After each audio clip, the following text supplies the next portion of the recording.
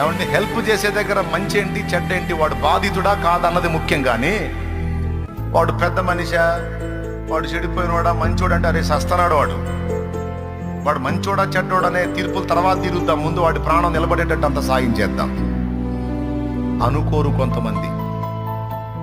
నీ బోటు వాళ్ళు పోయి అయ్యో పాపం అని సాయం చేయబోతే ఇదిగో ఇట్రా ఏంది పరిగెత్తుతున్నావు ఏంది, మనిషికి చేద్దామనే, మామూలు మనిషి కాదా, ఆ మనిషి నీకు తెలియదు, దా లోపల రా ముందురా.